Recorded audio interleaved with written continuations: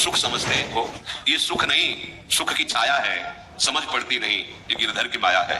जिसे तुम सुख समझते हो ये सुख है। जैसे अपनी वृत्तियां कहां जा रही हैं? शरीर में सुख, शरीर संबंधियों में सुख, शरीर भोगों में सुख, धन में सुख, मान में सुख। मान में सुख है, प्रतिष्ठा में सुख है। कैसे जानोगे कि तुम प्रतिष्ठा में महान दुख है, घोर बंधन है, एक यंत्रणा है। अगर इसकी चाहत है तो एक यंत्र, जैसे नरक यंत्रणा, ऐसे एक यंत्रणा है, एक दुख है, आपकी स्वतंत्रता का नाश। स्वच्छंद रूप से आप नहीं, ये आप इसको सुख समझते हैं। अगर इसकी चाह है तो घोर दुखद बात है। एकमात्र भगवदानंद में ये बहिर्मुख करने वाली वृत्ति, मान प्रतिष्ठा का सुखंद, ये भयानक दुख है। समझ में नहीं, सम्मानम कल्याति घोर गरलम, समझ में नहीं आ रहा। प्रतिष्ठा सुकरी विष्ठा, गौरवम घोर रौरवम, ये उन महापुरुषों के वचन है जो उस आनंद का अनुभव। हम कह रहे यहाँ का दुख तो दुख है ही, यहाँ जो तुम सुख मान रहे हो वो भी घोर दुख है। यहाँ की संपत्ति विपत्ति है। जिनके पास बहुत वैभव, चैन से नींद नहीं आती। अब उतनी स्थिति से नीचे वो जी नहीं सकते। ऊपर की आकांक्षा है और ईश्वर बड़े, कोई विश्वासघात न कर दे। कई तरह की चिंताएं, भय उनके हृदय में। मुझे जाना है यहाँ से, भगवत प्राप्ति करनी है, भगवत नाम जपना है, इसकी सुध भी नहीं है, शुद्ध भी नहीं है। यहाँ की संपत्ति घोर विपत्ति ही है। अच्छा, कितना भी एकत्रित कर लो, जाओगे तो पास कुछ नहीं, क्या फायदा। विदेश में है, खूब बटोर लो सोना, खूब रुपया बटोर, लेकिन जब तुम अपने देश को चलोगे तो सब छीन लिया जाएगा। बोलो फायदा क्या हुआ पूरे जीवन मेहनत करने की। ठीक है, ऐसे ही है, रहना नहीं देश वीराना है, संतों ने कहा, जाना है यहाँ से, जाना है। ये संपत्ति भी विपत्ति है। कैसे विपत्ति है? विपत्ति का स्वरूप क्या होता है? भगवत विस्मरण का हनुमंत विपत्ति प्रभु सोई, जब तो सुमिरन भजन न होई। जिसके दिमाग में संपत्ति का मातो बैठ जाता है, भगवत स्मरण प्राण हो ही नहीं सकता, नहीं हो सकता। ये संपत्ति का चिंतन, धन का चिंतन रजोगुण की वृद्धि करके उससे काम आदि दोषों में, वासनाओं में फंसा देता है। ये बड़ा सूक्ष्म विषय है। यहाँ का दुख तो दुख है ही, यहाँ का सुख भी दुख है। यहाँ की संपत्ति विपत्ति है। जितनी भी भोग सामग्रियां हैं ये सब सत्य वस्तु से विचलित कर देने वाली हैं। स्वर्ग नर्क सब घूम करके आया हूं, हरिराम व्यासी कह, ये सब देखा है। ये कब अनुभव होता है? जब भगवदानंद की स्थिति होती है ना, पूरा जन्म जन्मांतरों का अनुभव होता है। पिछले जन्म में क्या थे, क्या क्या कर्म हुए, क्या कैसा, सब वो दृष्टा सब कुछ देख लेता है। तभी घोर वैराग्य, दृढ़ स्थिति, प्रभाव नहीं नहीं नहीं, बहुत कृपा से ऐसी ऊंचाई पर आ गए जहां इन द्वंद्वों का प्रवेश नहीं, तो आप फिसलना नहीं, नहीं अब चूक नहीं, हर समय सावधान, सेवा सुमिरन सावधान, हर समय सावधान। एक सेकंड के लिए भी किसी इंद्रिय को छूट नहीं, धोखा पैदा कर देगी, भ्रम पैदा कर देगी, फिर पश्चाताप होगा। इसीलिए बड़े भाग्यशाली जन हैं जो रात दिन नाम का पहरा बैठा लिए हैं। रात दिन नाम, उठे बैठे चले फिरे, खाए पिए, सब क्रियाएं हो रही, पर भगवत स्मरण प्राण, बड़े भाग्यशाली।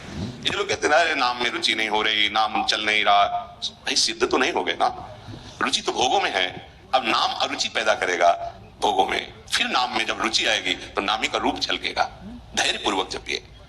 पंच महापाप कहे गए हैं। कैसी बुद्धि मलिन हो गई है कि इन पंच महापापों को हम मनोरंजन समझते हैं, सुख का साधन समझते हैं। मदिरा पीना, परिस्त्री गमन करना, द्वित कीड़ा, हिंसा, स्वर्ण चोरी, ये 5 महापाप है। बोले हम तो हिंसा नहीं करते। अगर मांस खाते हो तो हिंसक भी हो, वही दंड मिलेगा जो हिंसा करने वाले को मिला है। वैसे जैसे कोई गौ हत्या करता है और आप मांस खाते हैं तो बिल्कुल वही हत्या आपको प्रताड़ित करेगी, आपको जलाएगी, आपका नाश करेगी। कोटि गाय ब्राह्मण मारे को ताप पाप उपजायो, ब्रह्म हत्या जैसा पाप लगता है। देखो कैसी मलिनता है। इसको हम आनंद समझते हैं, मनोरंजन समझते हैं। यह है भारी विपत्ति संपत्ति की। बहुत बहुत सावधान। ऐसा धुआं उठा है कलिकाल का, मलिनता का, कि पापाचरण में रति है। जैसे निष्ठावान धर्मात्मा पुरुष धर्म से विचलित नहीं हो सकता, ऐसे ही हम अधर्म निष्ठा वाले बन रहे हैं। स्वागत में तो मदिरा ही प्रदान हो रही। कैसा कैसा बुद्धि काम नहीं कर रही। कैसे मंगल होगा, कैसे सुख होगा, जिसे शास्त्र के रचयिता भगवान स्वयं श्री कृष्ण द्वैपायन व्यास देव जी वो कह रहे हैं। ये पंच महापाप है, ये ब्रह्म हत्या के समान है। कैसा कैसा मनोरंजन। मित्र मिले, क्या स्वागत में मदिरा रखी जाए। और बहुत भाई धनी है, ऐश्वर्यवान, तो मांस भक्षण और व्यभिचार, मनोरंजन के लिए द्वित कीड़ा, दूसरों का धन अपहरण करना, हिंसा करना स्वभाव। क्या हो रहा है? बोले पाप ताप उपजायो, भारी ताप। कल जो है किसी को पूरी चमड़ी सड़ रही है, पूरी चमड़ी चिल्ला रहे, पूरी चमड़ी उधेल रही, खून रक्त ऐसे मक्खियां भिनभिना रही। क्या हुआ? कर्म बिगड़ गया, मानव देह मिली, जीना मुश्किल है। प्रतिपल अब जब तक जिए तब तक वो चीखता रहेगा। अर्थ नहीं है औषधि के लिए, कोई पास नहीं जा रहा है। कैसे आप समझो, जब कर्म अपना दंड देना प्रारंभ करेगा तो कोई तुम्हारी रक्षा नहीं कर पाएगा। बात समझो। हरिराम व्यास जी कह रहे हैं, कोटि गाय ब्राह्मण मारे को ताप पाप उपजायो। आप देश विदेश घूम रहे हैं, आप मांस भक्षण कर रहे हैं, क्या आपको यह जानकारी है कि विधर्मियों ने तलवार की नोक पर उसको पवाने की चेष्टा करते थे तो गर्दन कटवा लेते थे जन, पर उसको कभी जवान पे नहीं रखा, ऐसे चीर दिए गए, स्वीकार कर लिया, पर उन्होंने उसको आज तुम पैसे देके खाते हो, तुम जानकारी करते हो कि जो तुम देश विदेश से घूम रहे हो, गर्दन उतरवाना स्वीकार कर लिया पर चखा नहीं। आज तुम्हारी बुद्धि इतनी भ्रष्ट है कि तुम पैसा देकर उसे खाते हो और अपने को मनुष्य कहते हो, अपने